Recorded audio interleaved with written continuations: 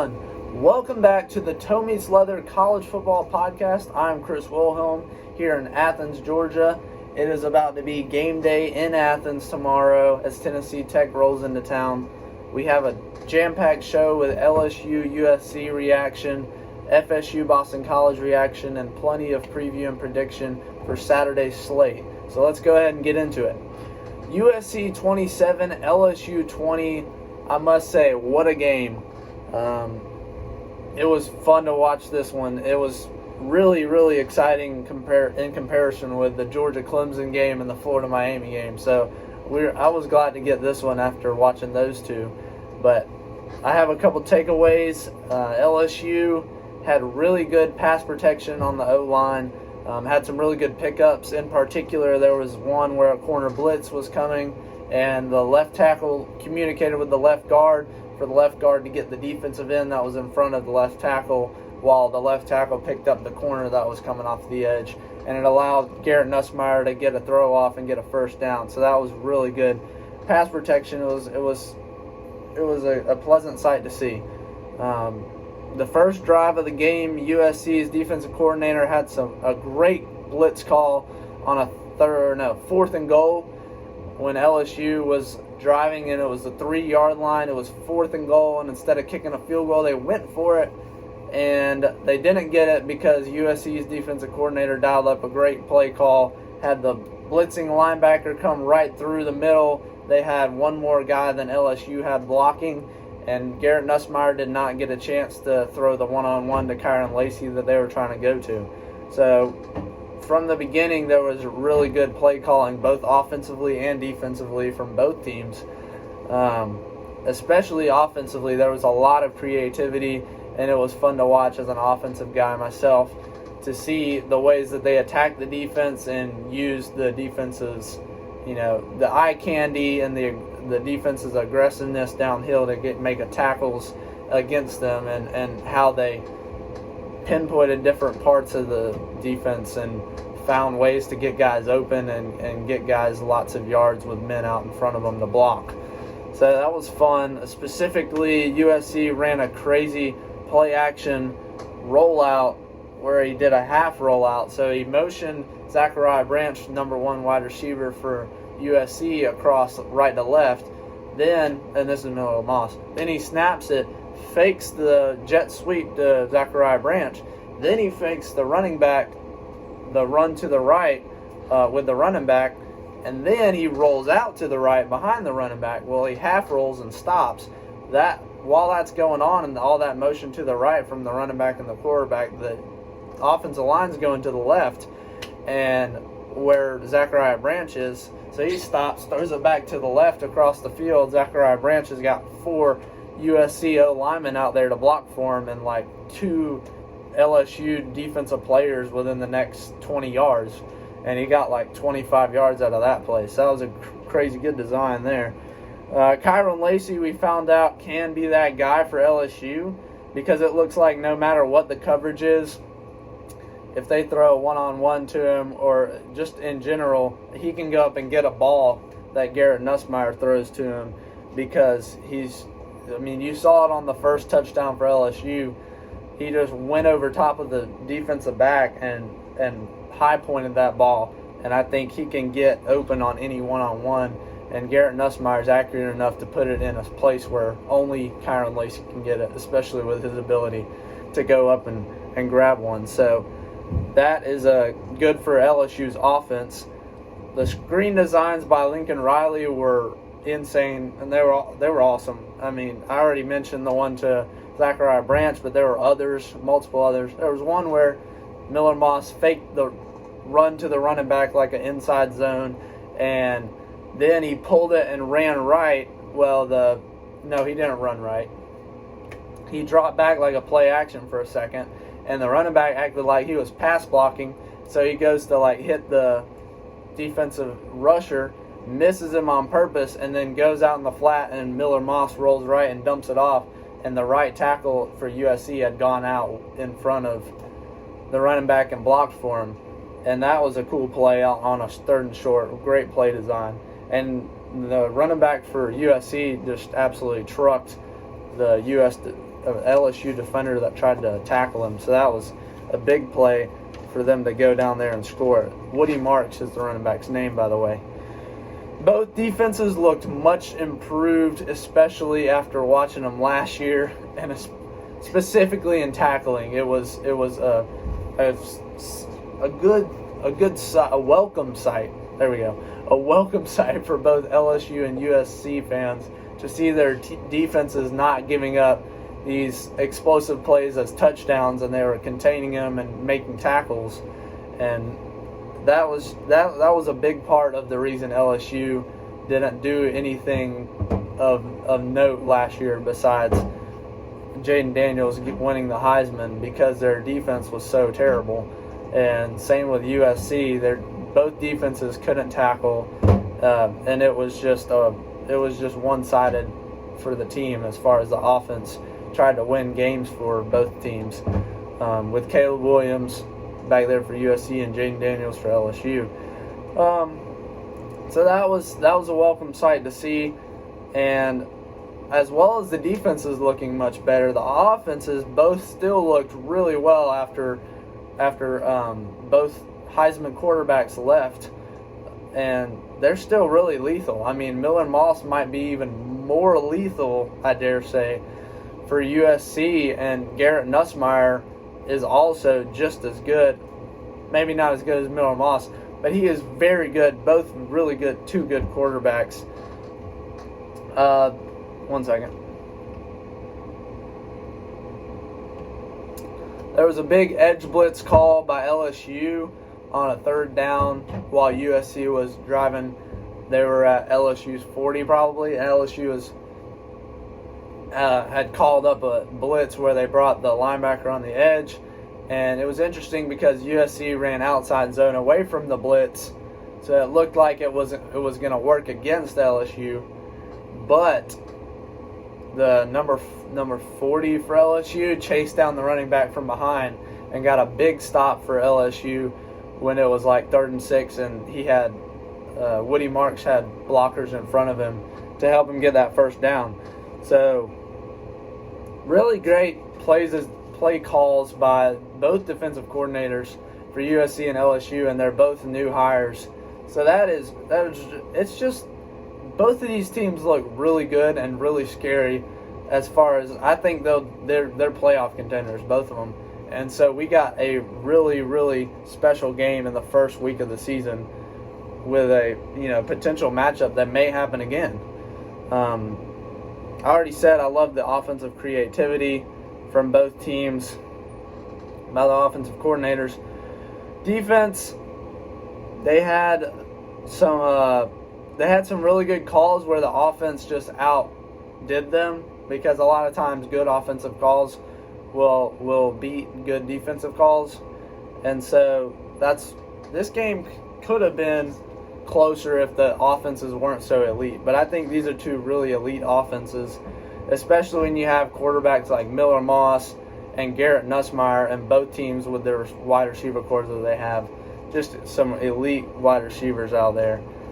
USC's Miller Moss went 27 for 36 with 378 yards through the air, which is huge. 1 touchdown and 0 interceptions, while Garrett Nussmeier went 30 for 39, 308 yards through the air, 2 touchdowns, and that 1 pick right at the end on that hook and ladder play. I think one of the bigger points is both rushing attacks looked really good, especially LSU's, to me. And although Woody Marks for USC only had 68 yards, they were 68 big yards, because there were 2 plays in particular where he really gashed the LSU defense, and the last one where he put him away at the end to get the touchdown and win it. That was a huge play for them. They only rushed for 69 yards, USC did, and LSU rushed for 113, but I think that running aspect will be a lot better since they haven't had a really good rushing attack at LSU besides Jaden Daniels just scrambling and using his legs solely. So I'm excited to watch these two teams the rest of the season. All right, FSU 13, Boston College 28. This is tough for the FSU fan base. After losing to Georgia Tech, you thought maybe this was going to be a pickup game or get yourself right game, a get right game. And it just was not. It was not at all. And FSU's linebackers, I think, are a weak point in this defense. They missed a lot of assignments, specifically the running backs on releases and wheel routes. The shallow routes by the receivers they missed on, and they didn't fill the gaps when in the running game when defensive linemen were getting rolled out on double teams by Boston College's O-line. The linebackers were not filling in those gaps, and they were also getting bullied by the O-line and just spreading the sea wide open for the running back to run through.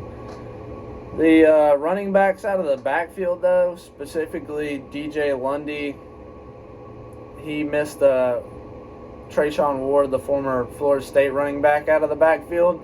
And that one was disappointing because it was a third down, and it looked like FSU's defense was starting to play assignment football and get things right and not miscommunicate.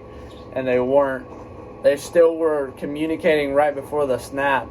And Lundy was supposed to get the running back on the free release out of the backfield on the wheel. And for some reason, he kind of slow played it and didn't really get out there to him in time like he should have. I don't know if he was trying to spy on Thomas Castellanos since he's such a big run threat, but he didn't get out there, and Trayshawn Ward made him pay on that pass on a third down, and he got like 30 yards on it.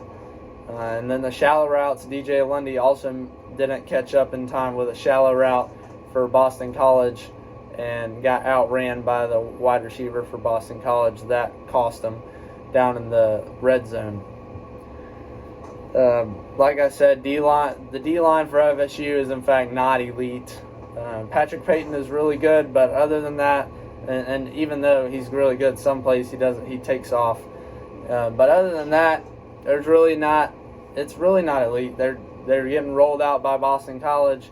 They got rolled out by Georgia Tech as well. But Patrick Payton did have some good plays.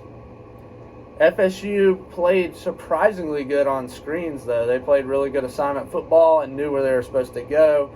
They saw the screens and sniffed them out from the beginning. Specifically, there was one play where they had a wide receiver screen to the left and a running back screen to the right, or vice versa. They had two screens, and then both of them were covered by Florida State, and the Boston College quarterback had nowhere to go but just take off and run. And then the FSU defensive lineman was there for that too. So that was really welcome to see if you're an FSU fan. Bill O'Brien had some really good play calls. I almost forgot that he was the head coach for Boston College until Monday night. And in the red zone, where they had a really good play, they had a play action. It was a play action. What was it? Oh, it was a play action pass. Yeah. So they faked the run to the right, and then they rolled out, and they had the tight end do like a little chip and go on a block, and he blocked the defensive end and then went out. And because they motioned the guy before the snap, it brought the safety from the left side over to the right side. Then they faked the run to the left side and rolled out right, but stopped and did like a half roll, stopped and threw it back to the left because there's no safety over top to guard the tight end, and the tight end was wide open. So that was a cool scheme that I saw. FSU's offensive tackles, they're just not good enough right now. The FSU right tackle, he gave up a rush on the quarterback where DJU just had to throw it to whoever he could find the one time because they're just getting beat. I mean, 76, I can't remember who he is, but he got beat multiple times by the Boston College rusher inside on the edge and gave up a sack in the red zone at one point. So he can't keep getting beat to the inside by that edge rusher.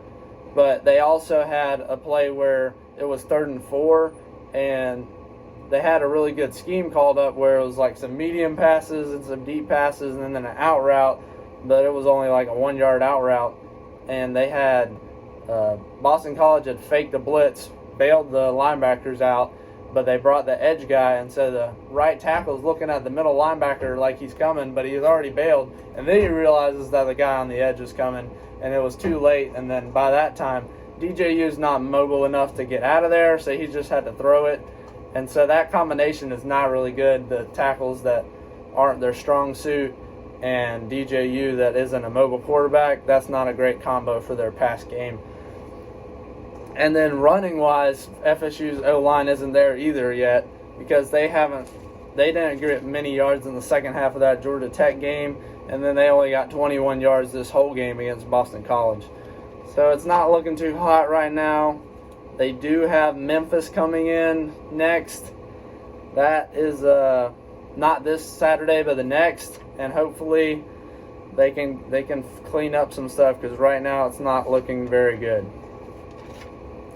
Boston College rushed for 263 yards on FSU, and Thomas Castellanos had 73 of those yards, so that showed his dual threat ability. I think that was huge. That was a key I was looking for when I looked at this preview because Thomas Castellano torched them so badly last year when they played at Boston College and barely won that game.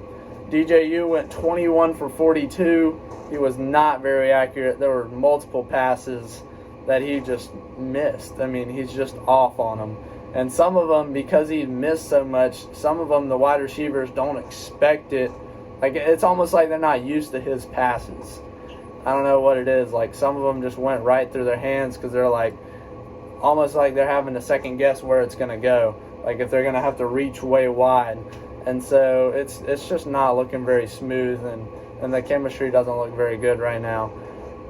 272 yards through the air somehow.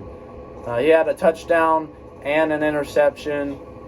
That interception was really bad. Boston College rushed for, I already told you, but Thomas Castellanos went 10 for 16, had 106 yards through the air, 2 touchdowns, 0 interceptions. That's all I got to say for that game. Now let's get into some previews and predictions. All right, number 3 Texas at number 10 Michigan. This is in the Big House. Texas is favored by 7 here. It's on Fox at noon tomorrow. Statistically, the impact players offensively for Texas are Quinn Ewers, the quarterback, Jarrett Gibson, a running back, Ryan Wingo, and you may remember this name, Isaiah Bond. He played at Alabama last year, had that big catch against Auburn to win the game. He is now at Texas, so we'll see what Ryan Wingo and Isaiah Bond can do after they had really good statistical games against Colorado State last week. Now Michigan, they looked a little shaky against Fresno State early on. Davis Warren is their quarterback. He beat out Alex Orji, who was thought to be the more talented player. Davis Warren is a walk-on, so that's a really cool story to me. I like the walk-on stories and the guys that just work really hard, like Stetson Bennett. Donovan Edwards is the running back for Michigan. He's coming back. Obviously, he's on the college football 25 cover, so he's going to be big for them. Colston Loveland is a wide receiver that did well for them last game. And biggest question is, for me, is Texas going to be able to replace that elite D-line, that elite interior D-line that they had last year? And especially Michigan being so young at the O-line position. It's a different O-line this year. Will it match up with what they've had in years past? The past 2 years they won the offensive line award. So we'll get to see a new offensive line, new defensive line for both teams, see how they can replace there. I got Texas winning this game. I got Texas covering. Even though it's at the Big House, I think Texas will win it. And on to the next. Number 23, Georgia Tech at Syracuse. This is at noon on ACC Network. Impact players for Georgia Tech offensively are obviously the quarterback Haynes King, the running back Jamal Haynes, wide receivers Malik Rutherford and Eric Singleton. They got a whole wide receiver stable, but those are two of them. Syracuse's impact players, quarterback Kyle McCord. You may remember he played at Ohio State last year. LaQuint Allen is their running back, and he is a really hard runner. I watched him last year. He's really talented, fun to watch, runs hard, and he's also pretty shifty too. Oronde Gadsden is a wide receiver that went off for them against Ohio. They only beat them by 16, but they beat them nonetheless in the first game. The first game jitters didn't get to them. It's too bad to where they lost. And we'll see how they fare against a ranked Georgia Tech. I'm going to take Georgia Tech in this one. They're favored by -3. I'm going to take them to cover. So, yeah. Tennessee Tech at number 1, Georgia. Georgia is favored by 54.5 here. This is played at 2 p.m. on ESPN Plus tomorrow, and I will be at that game. So, I don't know if they'll win by 54.5. I think they could, but I don't know how long they'll keep the ones in there. We'll see. I got Georgia winning it. All right, Iowa State at number 21, Iowa. Iowa is favored by 2 points in this one. This is going to be at 3:30 on CBS. The impact players for Iowa State offensively, Rocco Becht. He's really talented, really good arm talent and decision-making ability. Abu Sama is a running back that did well for them last week. And Jalen Noel is a wide receiver that did really well for them last week. So look out for them. For Iowa, the quarterback is Cade McNamara. You may remember he played at Michigan 2 years back and transferred to Iowa last year. He looked a lot better against Illinois State last year. One second.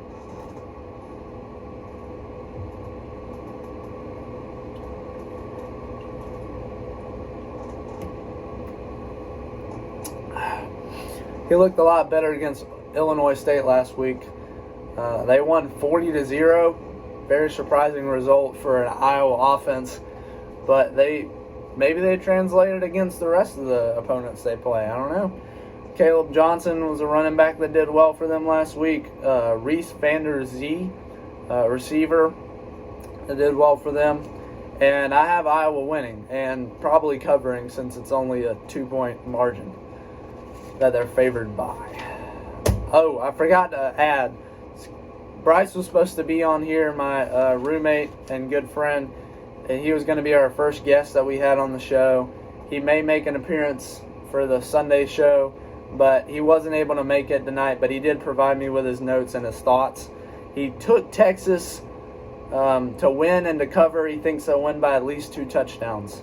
So, that's his hot take. Cal at Auburn. Auburn is favored by 11.5 here. It's a 3:30 game on ESPN2. The impact players for Cal, you may not know, quarterback Fernando Mendoza, running back Jaden Ott, and wide receiver Nizaiah Hunter. Did really well for them last game against UC Davis. The wide receiver core for Cal is supposedly like that, and they're really good apparently. So we'll see what they do against Auburn. I'm not really sure how I feel about this game. I don't really know much about Cal's defense. But I do know Auburn looked much improved against, UMass they played? They played somebody last Saturday that was a smaller school. And they won 73-3, so I liked what their offense was looking like. Peyton Thorne looked a lot better, their quarterback there at Auburn. Jarquez Hunter, the running back. Malcolm Simmons, an impact wide receiver, did well. I'm going to take Auburn to win, and I'm going to take Cal to cover. I don't think Auburn will win by more than 11. I could be wrong. I feel like I may be wrong, actually. I don't know. I don't know how to feel about this game, but I think Auburn will win for sure. FAMU at number 12 Miami. Miami's favored by 44.5 here. This is a game at 6 p.m. on ESPN+. I don't think Miami's in a letdown spot here. I mean, they're in a letdown spot, but I don't think they're gonna let them down. I think they're gonna actually do really well against FAMU, and I think they'll cover the 44.5 points, and I think they'll win, obviously. Bryce, this was supposed to be Bryce's prediction in his game to review. USF at number 4 Alabama. Let me read you his notes. This is a 7 p.m. game on ESPN. Alabama is a 31-point favorite here. USF is coming off a 48-3 win over Bethune-Cookman, where quarterback Byron Brown was a real threat on the ground for USF. He rushed for 74 yards on 8 attempts, and he had a touchdown. So that's something that Bryce really keyed on. He also keyed that on he has a question that who will Milroe's guy be as the playbook opens up here. He thinks that there will be more than 9 passes as he only had 9 passes last week. So who will that guy become in the wide receiver stable? He's not hoping for a repeat of last year's scare where USF was in it down to the wire with Alabama going into the fourth quarter, and he's hoping. I think he's taking Alabama to win. I don't think he gave a prediction, but I'm assuming he's taking Alabama to win. He is an Alabama fan. So, Colorado at Nebraska. This is a 7:30 kickoff on NBC and Peacock. Nebraska is favored by 6.5. Dylan Raiola is the biggest storyline here. Hype is at an all-time high for him, especially after Deion praised him in a press conference, which is very rare. And I'm honestly really excited to watch Dylan Raiola. I didn't get to see him last week, but I think he'll do really well, and this game will be really exciting. Bryce said, is this Shador's toughest defense that he faces all year? I mean, so far it probably will be, because Nebraska was really good last year and expected to be really good this year defensively, and better than in North Dakota State, hopefully. But we'll see how Shador does. Will he go off against Nebraska defense or not? Isaiah Nair is a wide receiver transfer from Texas. He had a big game last week for Nebraska with 6 receptions for 121 yards and a touchdown. So Travis Hunter will likely be manned up on him, and that'll be his guy that he covers. So that'll be an interesting matchup to watch. Bryce picks Colorado to win, I'm assuming, unless I wrote that wrong. Bryce, let me know. I hope I didn't get that wrong. I think he said, I have it written down right here, but I feel like that, I don't know. I don't see Colorado winning, so that's why I'm skeptical. I think Nebraska will win, but Bryce picked Colorado, and he thinks they'll win. That I already said about Texas, what he thought about Texas. All right, so those were Bryce's 2 games that he previewed. Back to the other games, we have Samford at Florida. In the Swamp, 7 p.m. on ESPN+. Florida, I couldn't find the spread for this game anywhere. I don't think there is one, I guess. But I'm assuming they're favored, and if the sportsbook did a spread, I'm assuming they'd be favored. But I may be wrong because they looked so bad last week. But Florida is going to be starting DJ Lagway, the freshman quarterback that just signed last spring cycle and came in from Willis, Texas. So it'll be very interesting to see how the offense does under him, especially after that poor performance from Graham Mertz before he got hurt. He's still in concussion protocol. That is why DJ Lagway is starting, and I'll be watching that game. I'll be excited to see how Lagway does as a talented young freshman. I'm going to take Florida in that one, by the way. Number 14, Tennessee versus number 24, NC State. This one's in Charlotte. It's a neutral site game. Tennessee's favored by 9.5 points here. This is a 7:30 kickoff on ABC, so a little primetime action. Tennessee's quarterback, Nico Iamaleava. I think that's how you say it. Alex, correct me if I'm wrong. He did really well in the first game. It looks very promising. A lot of arm talent, very good decision making. And I'll be excited to see what he does against this NC State defense, which is always really good year after year. They didn't look as well against Western Carolina last week, but I'm sure David Doring will get them right and get them ready for this Tennessee offense. How ready he'll get them, we'll see. Running back for Tennessee that popped out on the stat sheet, Dylan Sampson. Wide receiver Dante Thornton Jr. is their guy that did well this past Saturday. And NC State's quarterback, you may not know, is Grayson McCall, former Coastal Carolina quarterback for like 3 or 4 years, it feels like.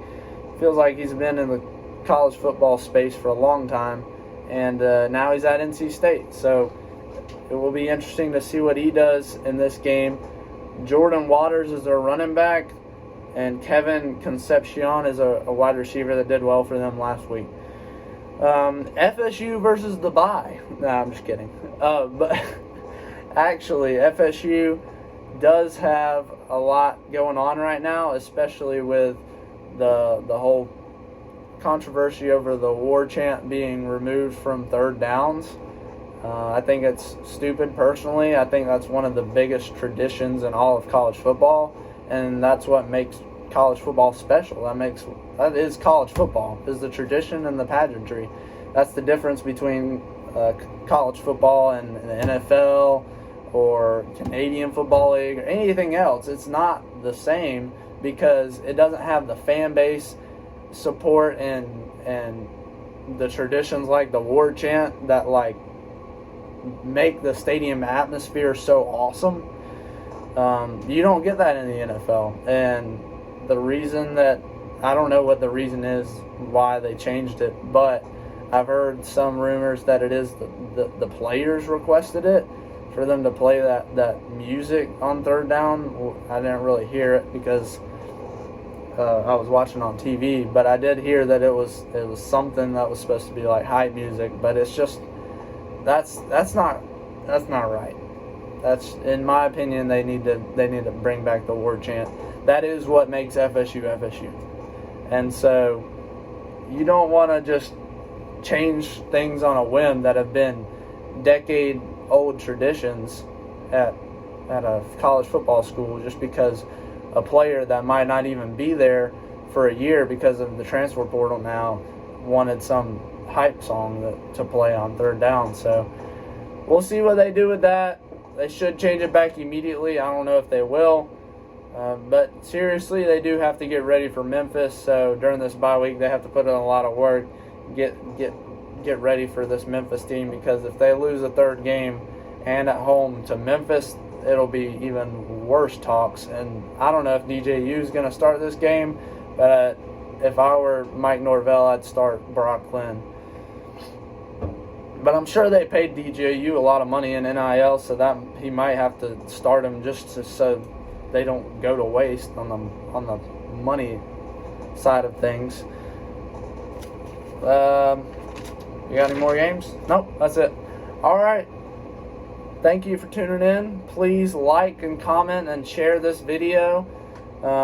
I can't wait for Saturday tomorrow, and it's going to be awesome. I hope you watch all the games you get to and you just soak it all up. And then I hope that we have some really close games, especially that Tennessee-NC State game. I'm hoping that one's a good one. So I'm going to head out. Please subscribe to the channel and tell other people to subscribe.